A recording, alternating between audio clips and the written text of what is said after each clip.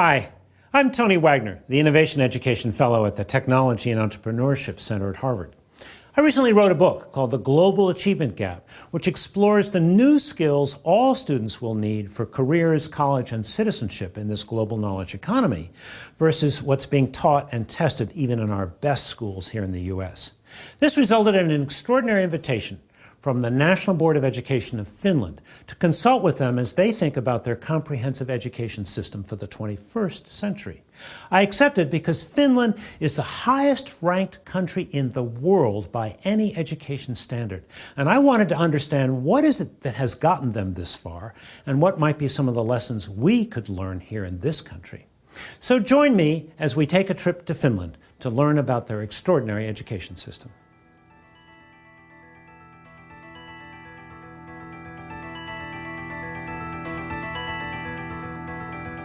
The question that is oftentimes asked when we get visitors from other countries to Finland, why are Finnish students successful? In Finland, families value education. They think that it's important.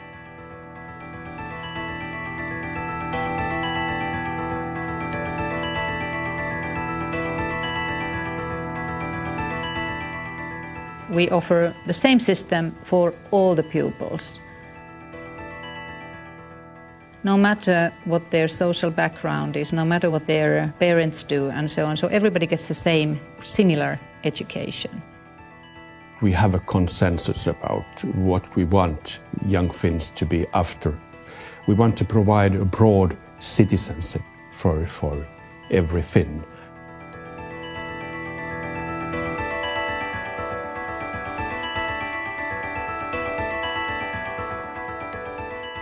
There is no one reason for Finland being on the top in all these rankings. I would say there are many mutually interactive factors. Politicians, principals, teachers, universities have all understood that this is actually the only resource that we have in Finland that has to be taken good care of: the brain, the young people, the education. So these decisions have all aimed at the same goal, to be able to provide our kids with the type of education that are making them possible to compete at the international work market.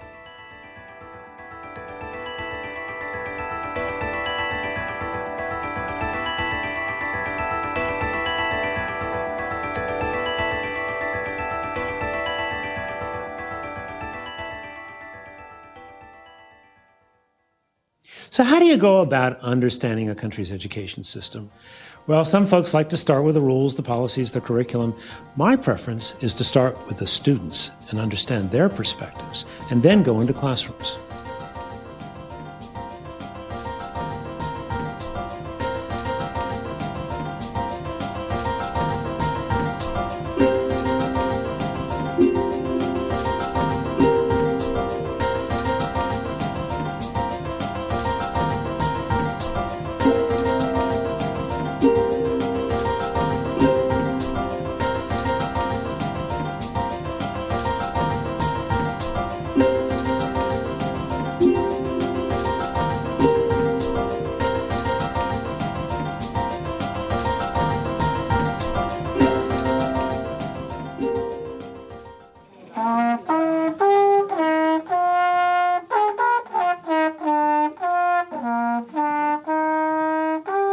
While we were in Sippo, I visited an elementary school, grades 1 through 6. A couple things stood out for me. First of all, the size of the school, small. Their schools, elementary, middle, and high, are much smaller than ours because they understand the importance of more intimate working relationships between teachers and relationships between students and teachers. Class size also tended to be smaller, on average about 20. But the other thing that stood out was in this particular lesson I observed, where students were learning about different sources of energy, both renewable and non-renewable, in second grade. But after they'd been studying energy for several weeks, the teacher asked them to write a puppet show, imagining that the power had gone off in their home, and then representing what would happen. Real life experience, thoughtful concepts, and the arts integrated into one curriculum. What is your dream? What would you like to do or accomplish in your future? And it's okay if you say, I don't know right now, but it's okay if you just have a dream, just a thought about the future. What is it that you would like to do in the future at some point? I'd like to be a Disney animator. A Disney animator? Yeah. Okay. Vet. A vet? I'd like to be an engineer. I play ice hockey. So if I can't play in the SM League or so I like to own Coca-Cola. All right. Well, I have always wanted to be a musician. A musician. Yeah. I just want to be rich and live in Bahama Island. So, I don't really know, but maybe a teacher. It would be cool to act or do some other things with movies and so on. Or to be, tietääkö joku mikä on nuoriso- ja vapaa-ajan ohjaaja? Youth leader. a youth leader. Okay. Psychologist. Psychologist. Good. As you imagine your future as an adult and growing up, do you believe you want to have more than what you've got now? The same? Less? Your thoughts? I think the same would be because we're living in a quite good standard, my family, and I think it's more important that I like my job and what I do than how much I earn money. I agree. It doesn't matter that much how much money you have. It's like not that big deal. But as much as you need money. It's more important to me to love the things that I do than have the money. I also agree with the fact you have to like what you do, but if you don't make any money, like if you want to be an actor and then you just can't get a job, that is not wise. I don't think so. So I am pretty satisfied with the situation at my family's, so more or less the same. Mm-hmm. Yeah. Jobs that give you much money also take usually lots of time. So if you hate what you do but get millions of euros, it's not worth it. So less is sometimes more. I agree too, but I'd like to be a millionaire too. But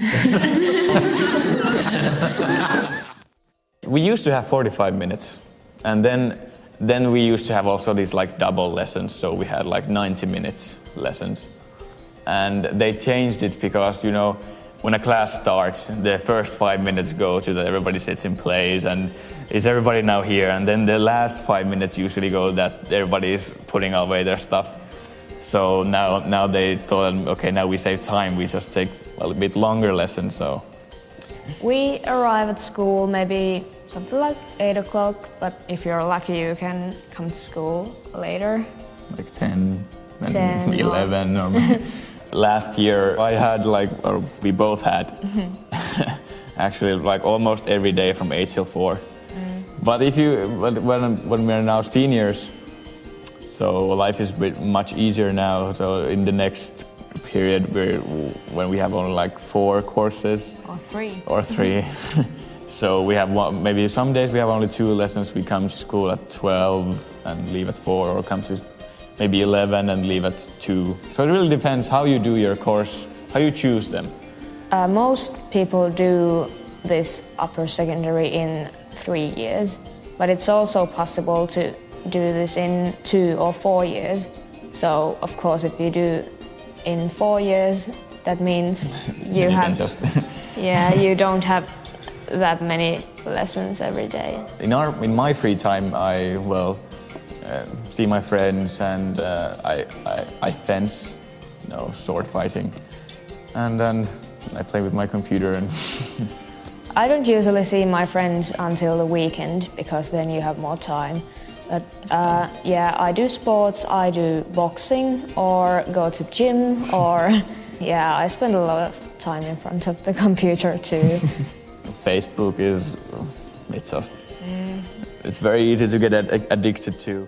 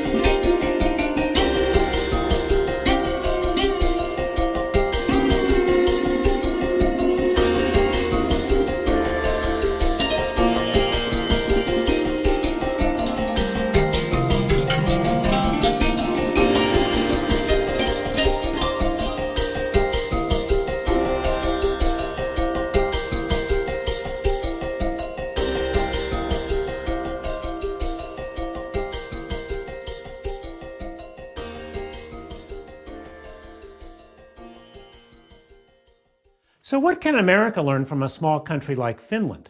Well, the better comparison is actually with our states, which have substantial autonomy for their education systems. So we think it's actually interesting to compare the results from Finland with a state that has similar demographics, size, and population, and in fact was settled by Scandinavians, Minnesota. Minnesota, according to the last national NAEP test, our nation's report card, scored 4th highest in 8th grade math scores and 2nd highest in the country on 8th grade reading. But what most Americans don't understand is that our best is simply not good enough by international education comparisons.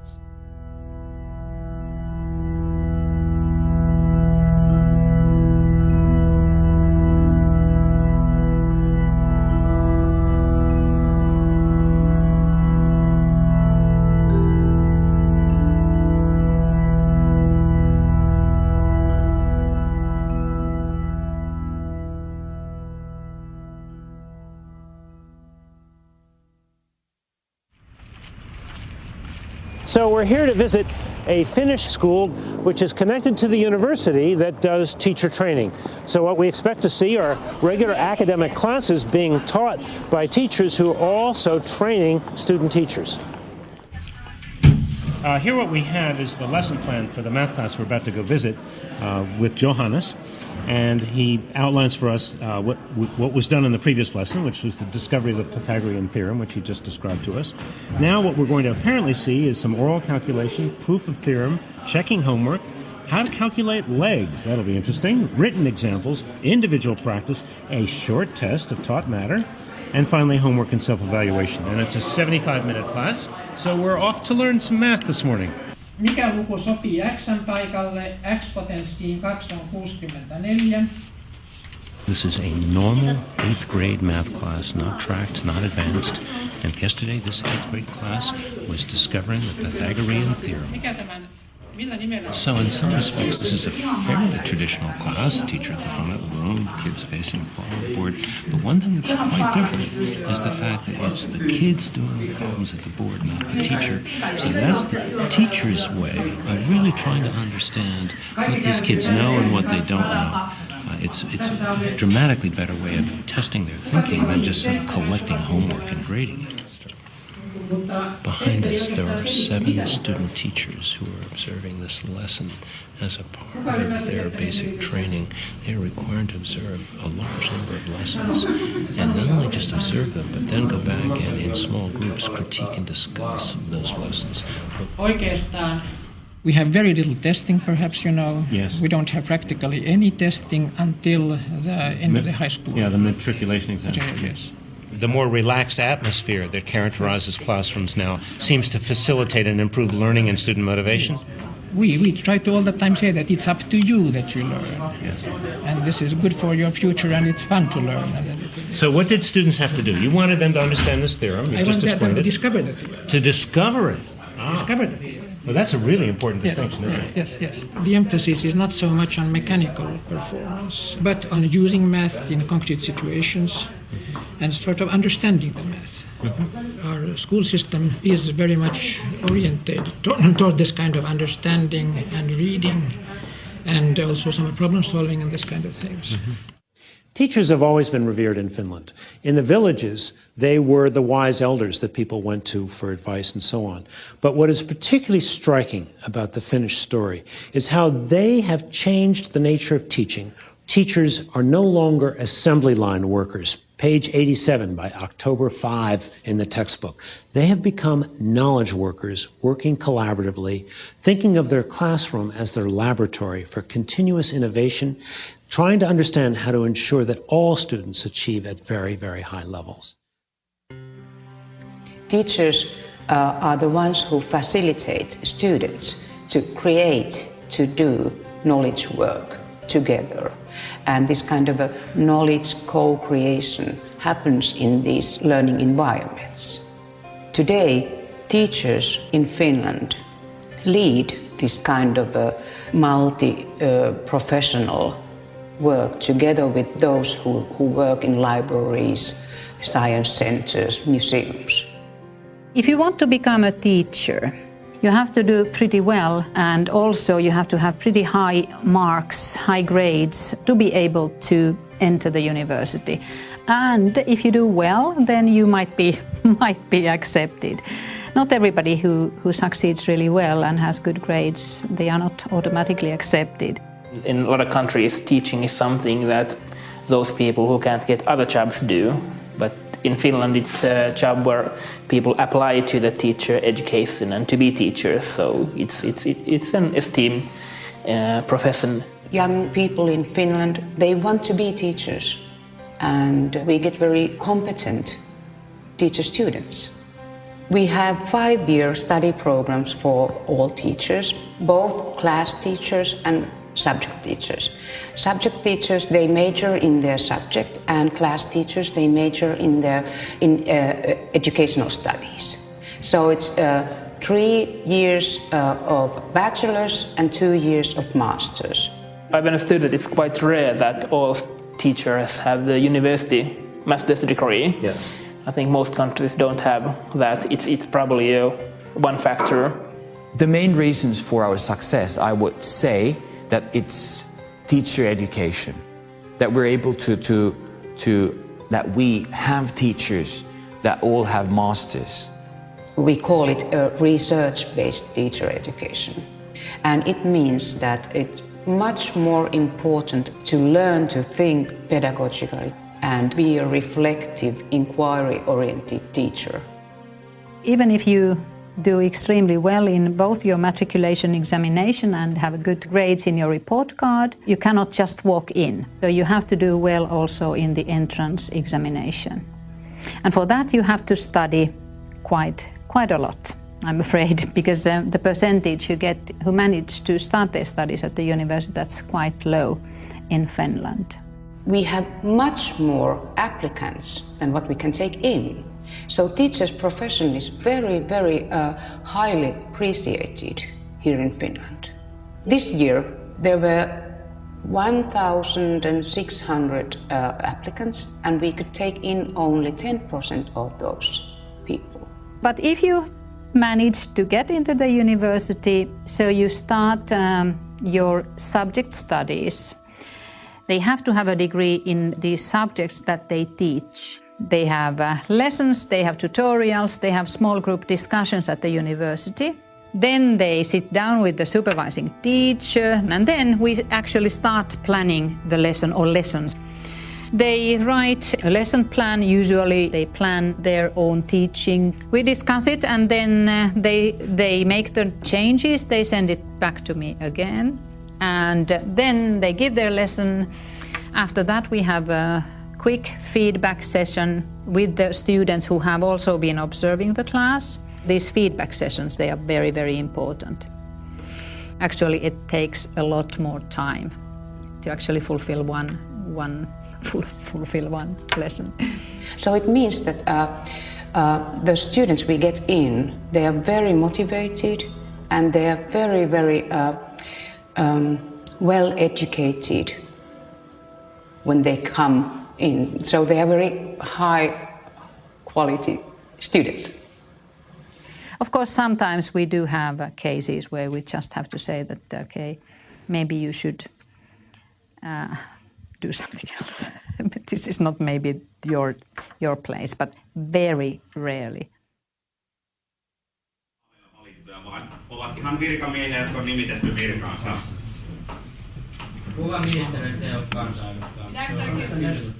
The beginning of the class is used as either warm up or cool down. The teachers talk about it in different ways, but it's a way of relaxing the kids and also engaging them. I'm also struck by the fact that this teacher has never seen this group of kids before, but his rapport and his interaction with them is just wonderful. Lively, interesting, fun, but also very academically demanding. Asuu 8 ihmistä samassa käymässä, ne edes tunne toisiaan. Miksi ne kutsuttiin solukäyppä? He's using very current events to actually teach a fairly basic content at the moment. The 3 questions at the top of each slide is, who is this person, what is the ministry, and what is the political party?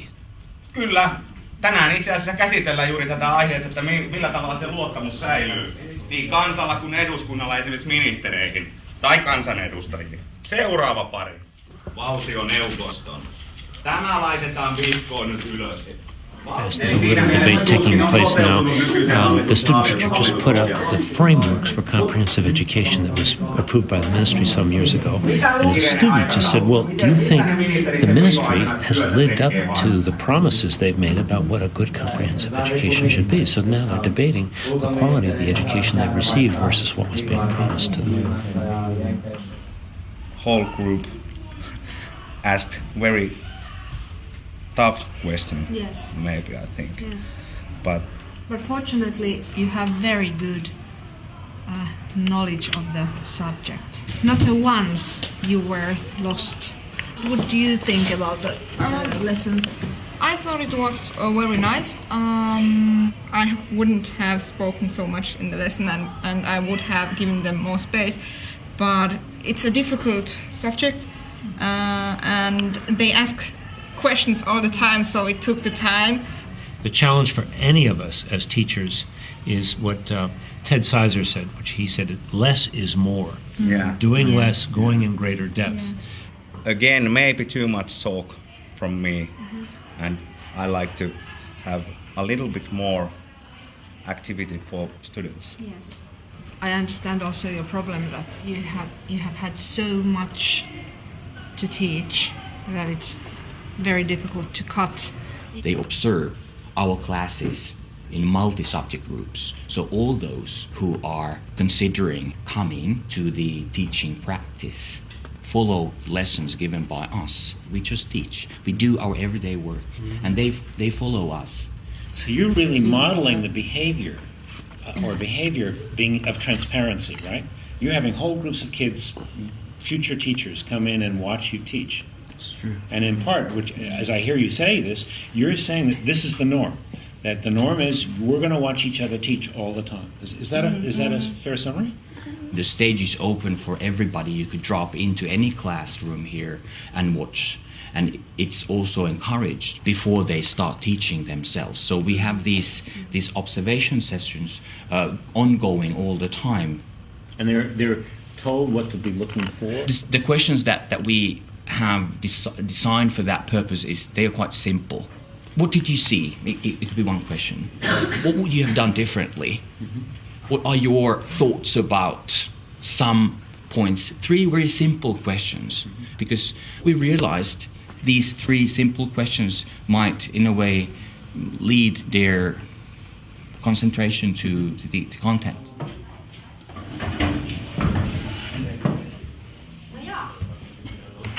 So this is a Swedish class. It's been taught entirely in Swedish, and this is a student teacher who is giving a formal lesson that was co-constructed, put together with the master teacher who is observing here in the back along with several other student teachers. The teacher trainer has sent me the lesson plan by email on Sunday, and I've been commenting on her plan and ideas through email correspondence. And she's been reviewing it and sending it back to me. What I do now during the lesson, I have the lesson plan in front of me and I comment on it, looking at the things she does and probably giving her hints what could have been done differently. And she gets right away my comments after the class. Of course, we also discuss the lesson face to face after the class.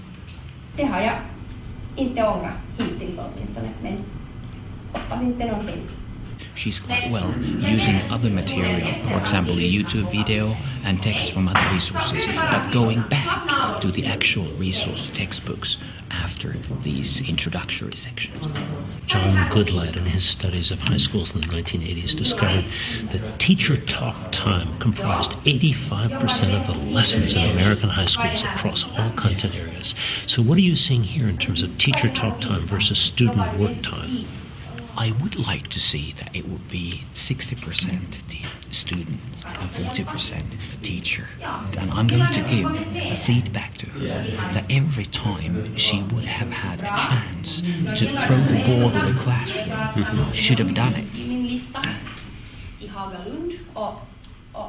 So can you say a little bit about why you chose that video? Why did you show it? The theme of this lesson was the future and what these 15-year-old people are going to do after this class. They're going to high school or whatever. This song was quite good to support the theme, and I've learned that it's good to use just music or some listening comprehension exercises or something like that to cool down the class. And I've experienced that it works. Listening comprehension exercises and music is the best way to calm down a class that is a bit, how do you say it? Well, not that calm. Yeah. So I've just spent the day observing classes, talking to teachers and students, and trying to better understand what is it that actually happens in classrooms that accounts for these extraordinary results. Several things we observed that were in common to all of these classes. These classes really focused on teaching students how to think, giving students a sense of being able to really actively engage in their learning, not penalizing mistakes. Finally, I was struck by the attention to detail in the ways in which these master teachers work with student teachers in their classes. There is a technique, a methodology, if you will, a national curriculum for preparing these teachers so that they get a great deal of classroom experience, they get a great deal of coaching on how to become a better teacher, and there's a clear understanding about what, in fact, is good teaching.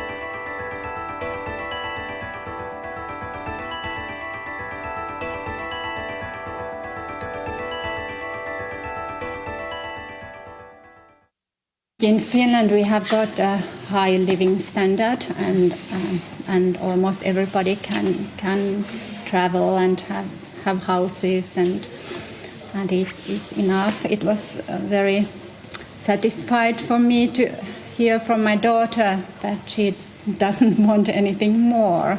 So I think it's good to have this and spend time to things that you like to do with people you love. We've had a chance to explore what Finnish students do in the classroom, but what do they do after school? Well, a 9th grade girl and her mother were kind enough to invite me into their homes so that I could better understand how they spend their free time and their parents' perspectives on their children's work. Yeah. So, you come home, how much homework do you typically have to do? We don't have that You much don't homework. have that much homework. Yeah. And you're in 9th grade? Yeah. So do you expect when you go to upper secondary you'll have more homework? Do you hear from students there? I guess. Yeah. How much? So how much do you do now? Do you do some every day or not even every day? No. Not even every day. Not even every day. And so how many hours a week would you say? 3 hours a week? 3 or 4 hours a week? Yeah, but Finnish education system, way outperforming every other country. How do you understand that as both a teacher and a parent? a big part of it is that we take care of those children that are not doing so well at school. So we have got very qualified special education. Early interventions, we hear. Yes, we try to find out what's the problem behind the learning problems, because often it's something that we can avoid by teaching in different way. So here is our class. So we had a thema day in school. What was the theme? We are mafia family. I kind of guessed. Yeah. So also homework. I'm not concerned about that at all. I've always known that they do their homework. I never check if they do you don't have to check. You don't. No. Do you even ask what's your homework, or how much homework do you have this week? No. None of that. Sometimes when I try to be a good mom. I had a chance to visit some schools while I was in Finland. The Sippo school was especially interesting. We spent some time in elementary classes, but then we went over to the high school. Now, high school there is grades 10 through 12, and what is particularly interesting about what they call their upper secondary is that students have a choice between a more academic track or a vocational track. About 40%, 45% choose the non-academic technical track, because they know that's going to prepare them for a good job right out of high school. There's a respect and a dignity about all work in Finland. And what matters most is the skillfulness and intelligence you bring to whatever job you may have. A long time ago, I went to the technical university and I studied electrical engineering and electronics.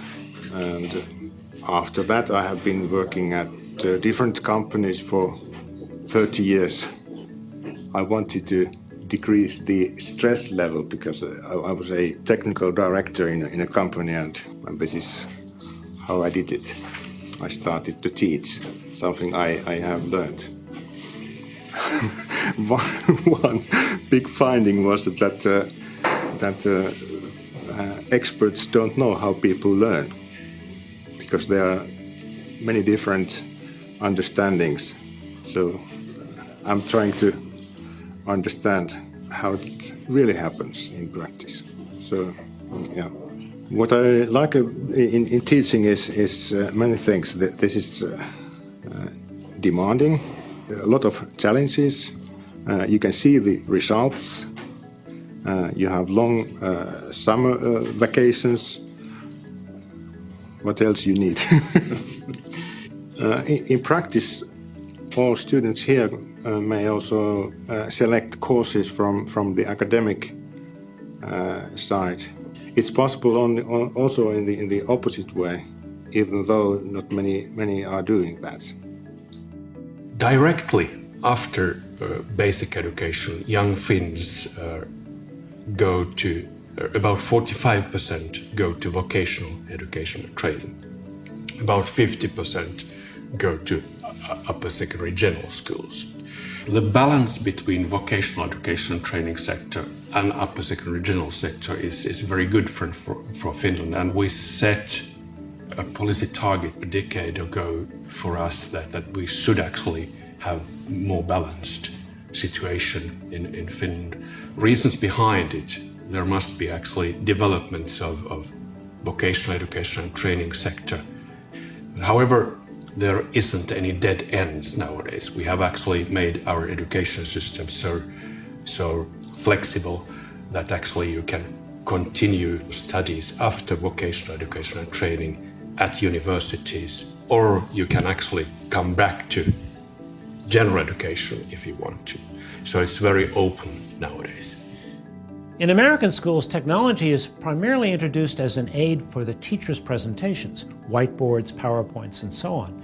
But in Finland, the emphasis is much more on the students using the technology for their learning. How long have you been teaching here in the upper secondary? 26 years. Oh, just starting then? Yeah, in that same school. Yes? 26 years. That's yes. a long time. Yeah. So have you seen much difference in the students? Are they different to teach now than when you started? I think students are almost the same, but relationship between students and teachers are better nowadays. In what ways? We are working together more and more. Oh, that's excellent. Yeah. We just had a nice 25-minute lunch in the school cafeteria, but you told me your class started 25 minutes ago. Yeah. You mean you trust them to work on their own? Yeah. I trust them to work alone, and they have, deadlines. Yeah. Then what they have to do, and they have this learning environment Moodle, and they make maps there. And So tell us about Moodle. Moodle is a learning environment. And you can put all kind of material, and you can discuss, and you can evaluate with Moodle. Learning is something to use cultural tools, all kind of tools. If you have a lot of tools, you can learn even more. And So it's like an online learning environment. It's online learning environment. Where they are sharing projects with one another? Yes. Everything where is shared, yes. Everything is shared. They're Yes. working on projects together online. Yeah. You're giving them lectures online that they can access? No, not lectures. But you give them problems or challenges that they have to solve. Yeah. So tell us a little bit about the class we're just going to go see. It is, I think there are some 20 students. And what are they going to be working on? They are working kind of geography study about African countries. Okay. Hannah, can you tell me what you're working on, please? I'm searching some information about African land Togo, which is this. How much time do you have to work on this project? About 5 weeks. 5 weeks? Just to work on this project? Yes. And you're working alone for 5 weeks? Yeah. Is that hard? Well, I don't think so. It's actually, I kind of enjoy this. Yeah. I think this is quite fun. I have to do something in every category? Yes. Here I'm working on Zimbabwe's nature map, and I have to make one map on paper and one map in internet. Oh, I see. So you're also having to write here some answers that the rest of the class will see that will be shared from the software. And other students will comment on your work? Yes, yes. Do you find this useful? Would you rather be reading a textbook and taking tests? I think this is quite a good way to learn. Use more of your own creativity, your own thinking, and your own ideas about how to create an effective mind map? Yeah, exactly. Niin, tuohon linkkiin sun pitäisi kopioida se sieltä sivun otsikko vielä. Tää kokonaan? Joo. Eli se, ja sit se laitetaan siihen kopioi liitä. Ja sit OK. Ja nyt kun sä meet sinne Moodleen ja painat tallenne, niin se tulee. We are studying business marketing. So at this moment, we are studying the social media marketing, which is a quite new area. You know, no one knows where the marketing in social media is going. So students are actually in the Facebook, which they love, trying to find out different kind of articles, especially about Facebook and marketing. They are using Wikipedia. It's quite interesting because when you see something new is growing, so you need to go right to it and to see where it's going to.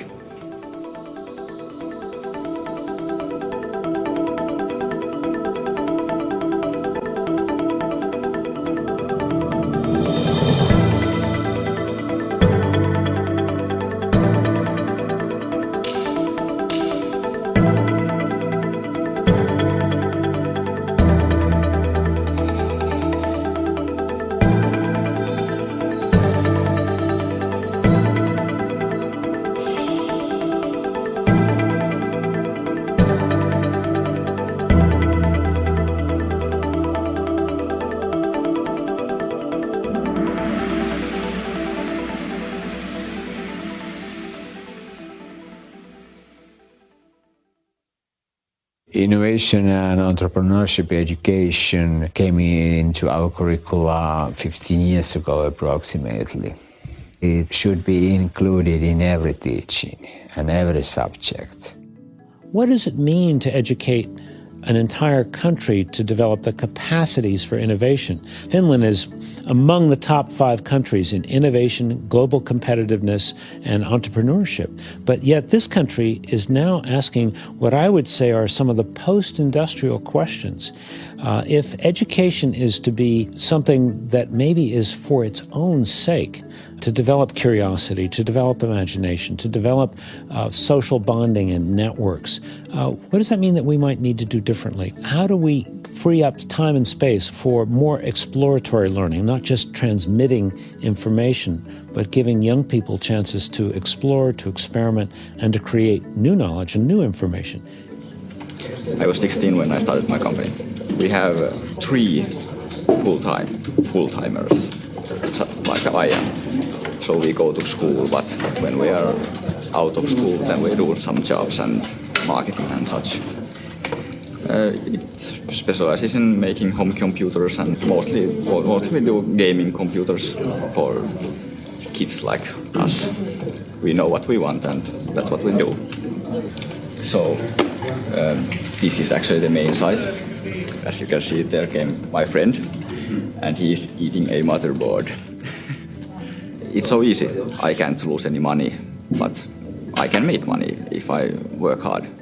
Well, if it can provide us when we are graduating and don't get any better jobs, then it's good that we have somewhere to work.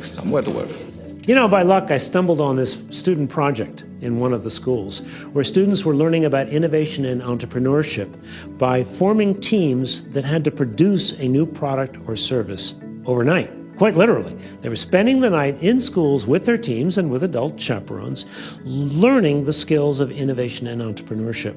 You know, it's a very rare school in our country that teaches anything like that. We have some schools that do an extraordinary job of giving all students a work-based internship. Some schools that enable students to do what we call service learning, community service. But I think in Finland, these things are far more common, whereas in our country, they are the exception to the rule.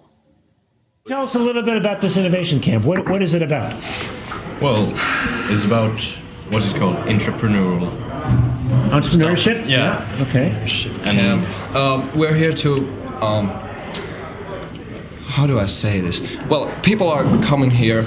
We are forming groups, 5, 6, 7 people about in a group, and they're going to start a business here.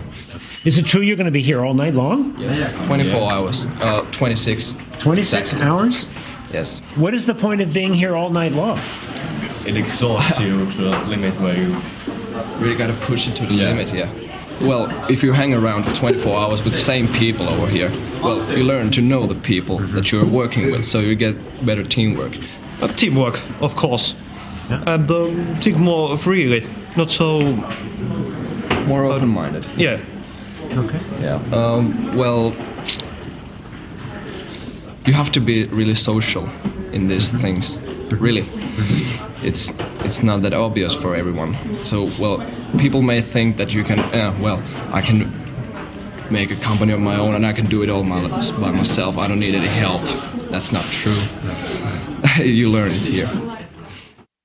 Back in the 1970s, Finland realized it really could leave no child behind because every child was needed to be a part of the greater wealth of the country. So what have you done? You said you've been kind of creating your education system from scratch since the 1970s. What are its hallmarks? To be frank, we didn't start totally from scratch, but actually we formed comprehensive school in Finland during 1970s.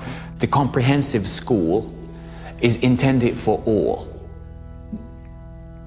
not segregating the age group. The parallel system refers to the system that is still present in Germany, for example, in the 5 first years during your education, at the age of 11, that they tell that you're a poor performing student, you're never going to end up with the academic profession. And that's like a weapon that they use, like a whip. And it's totally different from the idea that we have about education, providing everybody the same possibility, the same opportunities, even the same curriculum. We started to discuss about the possibility of a single and unique and equal education for all. And it took 5 years to discuss that, but finally it came into force in 1973 that there should be a kind of basic education that is similar for everyone regardless of social or economic background. The system in Finland relies on the principle of equality and equity. As a parent, you are sure, wherever you live in this country, that your child is getting same type of education with same type of curriculum. So it's equal and it's free. They get all the materials free of charge. They get their food, lunches, even snacks like in our school, free of charge. It's very democratic in that way. Can you tell me about the balance between what is done nationally versus what is done locally? Yeah. Nowadays, Finnish state and actually Finnish National Board of Education sets core curriculum for basic education. It gives much leeway to schools and municipalities to operate. It's also blessedly brief, isn't it? I mean, your curriculum frameworks are about this thick, aren't they? It's about that. Which is really extraordinary when I think about our textbooks. That's true. In our society, we have a core curriculum, and then schools make their own curriculums, and they have lots of liberty in making their own decisions. second phase was actually that during 1980s we moved teacher education and training to universities, so that all teachers are required nowadays master's degree in universities. We do not have any kind of an inspectorate. You know, there are no inspecting schools or teachers. We kind of trust to our system. You know, we have a whole system where principals are supposed to come in and formally evaluate the teacher. But you don't do that here, do you? In Finland, the school's education system is based on trust. That the teachers are trusted to do their work properly. If people are trusted, then they want to be worth that trust. They are more bound to be trustworthy. I think people perform better when they are trusted. They do a better job when they are not controlled, because nobody wants to be told what to do. So there is a huge trust to all levels in this educational system we have. Ministry trusts on the schools and this system, and parents trust on our educational system that allows you to act freely, concentrate on your individual way of learning how to learn. Actually, it took 25 years to learn how to trust. And in 1991, 1993, when we localized the curriculum process I told you previously, we learned to trust each other. I think if people are always checking up on you, then you are just trying to show them that, or try to look that you are doing your job well. But if somebody really trusts you, then I think it's a basic human quality, wanting to be worth that trust. A compliance-based system, you know, is something we see around us all the time, where students are saying, what do I have to do to get a C or a B? What's the minimum? Teachers sometimes complying with the district mandates, districts complying with the testing requirements, everybody trying to figure out what's the minimum they have to do to just get by. So far, the trust has been very important. And I would like to say that why we can have trust is that we have trained and educated teachers so well. We can trust them. They are professionals in their field. And otherwise, we couldn't work, actually. If we set too strict guidelines for teachers and they are highly trained, why to bother? It's up to teachers to do their job. But trust is incorporated in many ways in Finnish society. You know, I've seen some wonderful schools in this country. Almost all of them were small. Almost all of them were startups in the sense that they were new, small schools within schools, schools of choice or charter schools. And almost all of them were based on trust. So there's no question in my mind that a trust-based system, trust with professionalism, can get absolutely better results. The question is, can we do trust at scale? I think it's a necessary experiment. We have to find out, because the compliance system at scale is simply a spiral downhill.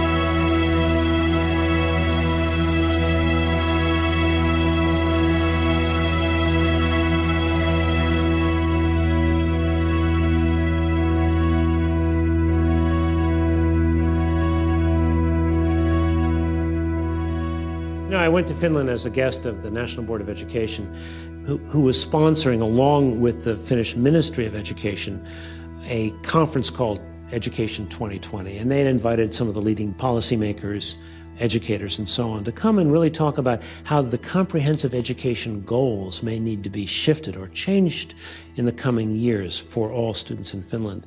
So The question we might ask ourselves is, how do we talk about education in a way that's not punitive, and in a way that's future-oriented, and in a way that grounds the conversation in the experiences and in the needs of young people themselves, as well as in our economy and in our democracy?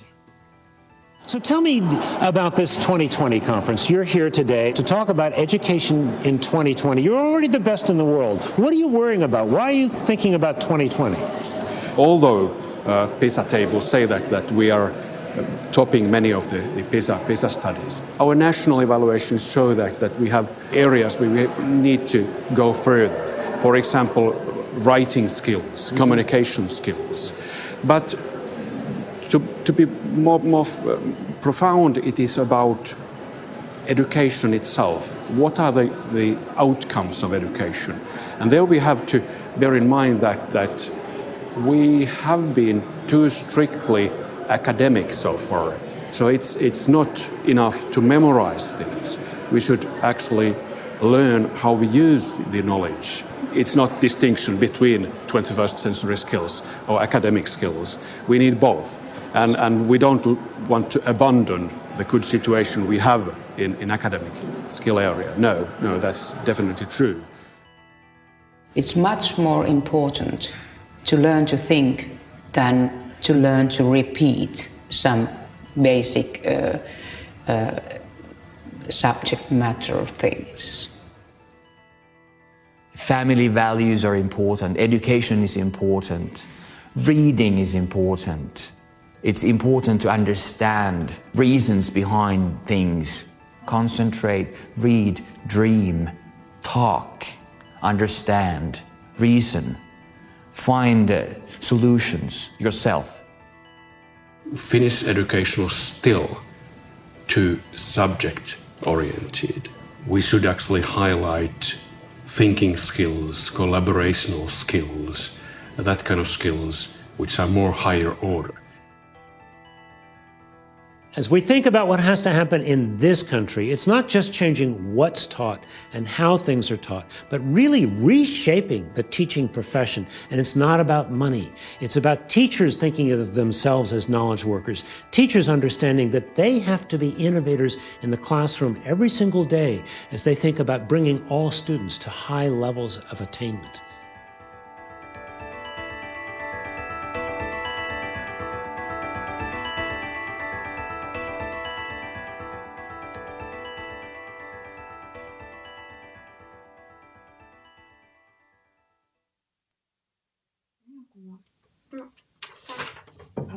I'm sorry.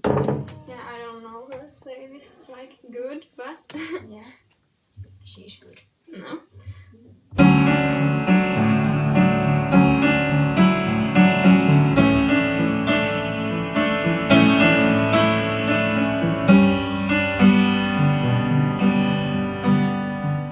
You know what most impressed me about my experience in Finland is the way an entire country has focused relentlessly on preparing all students for work and citizenship in the 21st century. But the real question is, what can we here in America learn from their experience?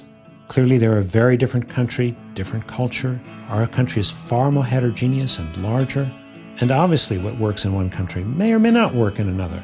Nevertheless, I think it would be a serious mistake to just dismiss Finland. In fact, I believe we need to see Finland as a laboratory for 21st century educational innovation, a place that has done sustained research and development to create a truly world-class education system for a new century.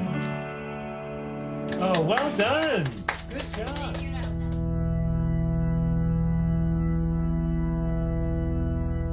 One of the most important lessons from Finland is that the business of school is learning, period.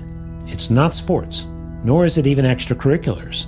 Nothing interrupts the learning process in classrooms. It is sacrosanct. A second valuable lesson is the way in which they have totally transformed the education profession over the last quarter century. Very high standards for admission into schools of education, so only the very top students become teachers.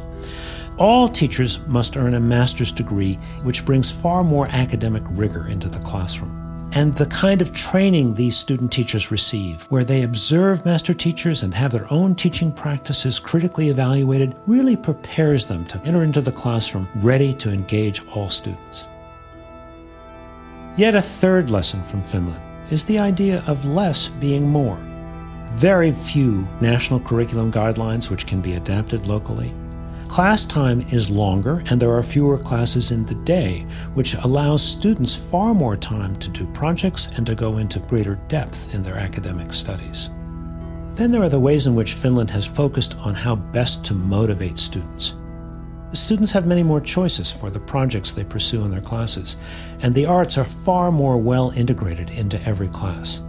But perhaps most important, by developing a very comprehensive vocational education system at the high school level, which prepares students for jobs immediately out of high school.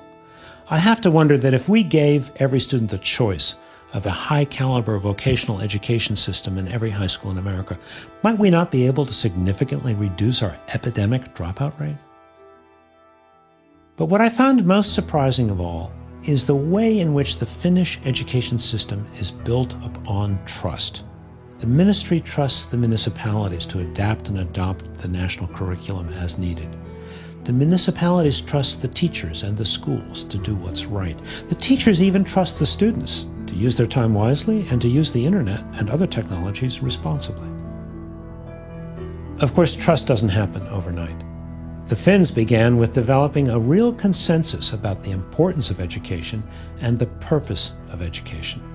This consensus has enabled Finns to work far more collaboratively and cooperatively to prepare all of their children for a rich and satisfying and productive life in the new global knowledge economy. So is there anything Finland might learn from some of America's best education practices? Actually, I think there is. In the best schools that I've seen in this country, students have digital portfolios and publish their work. Teachers videotape their own and one another's lessons, leading to a kind of transparency for all students and teachers in learning and teaching. So of course we have some wonderful teachers and extraordinary schools here in America. But what was so inspiring about Finland is the way in which they are doing this kind of high level of education for every single student in the country. For me, this is the Finland phenomenon.